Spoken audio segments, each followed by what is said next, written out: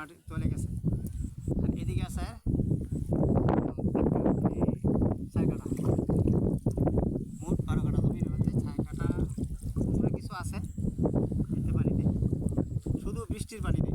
এই হচ্ছে আমাদের সুনামগঞ্জ দেখাশোনার পাটি অঞ্চলের অবস্থা। ধর্মবাসা থানার সুকারাজাপুর দক্ষিণ ইউনিয়নের হাওরের অবস্থায় একবার বৃষ্টির পানিতে চলে গেছে। এখানে 4-5 বছর আগে যেখানে আমি প্রায় 5 কেজি জমি করছিলাম, শুধু খালি জারছে জানার সাথে সাথে 5 বছর আগে 5 কেজি জমি করছিলাম, এখানে বৃষ্টির পানিতে চলে গেছে। এই হচ্ছে আমাদের একাধারে প্রায় 17 বছর আমাদের বিগত আওয়ামী লীগ সরকার আমলে 3 বারের এমপি ছিলেন মোয়াজ্জেম হোসেন রতন সাহেব। আমাদের যে রাস্তাঘাটের পরিস্থিতি দেখলাম, একটু পরে আবার রাস্তাও আমি দেখাবো, পরিস্থিতি খুব কঠিন অবস্থা আছে।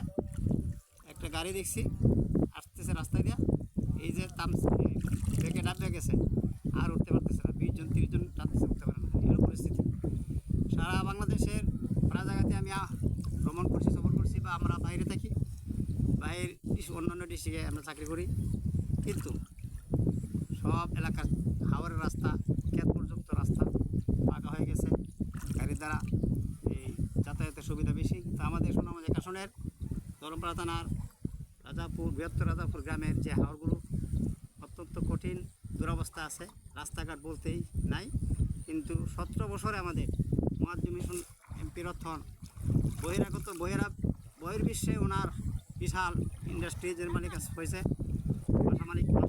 বাসা বাড়ির মালিক হয়েছে, দেশের অনেক বাসা বাড়ি আছে বাংলাদেশের বিভিন্ন জায়গার মধ্যে। কিন্তু আমাদের এই সুনামগঞ্জ একাশনের এই ধর্মপাশা অন্তরালে সুকারাজাপুর দক্ষিণ ইউনিয়নের বাটি অঞ্চলে আমাদের রাস্তাঘাট বলতে হয় নাই, যাই হয়েছে এটা একবারে নর্মাল, কয়েকটা হয়েছে টানি সাইডে, কিন্তু হাওরের অবস্থা এই পরিস্থিতি।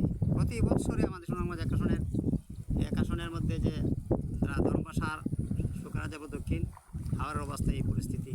ভালো বছর হইলেও এরকম অবস্থা, মন্দ অবস্থা তো ভাইয়ে নাই। এখন শুধু বৃষ্টি পানিতেই যেমন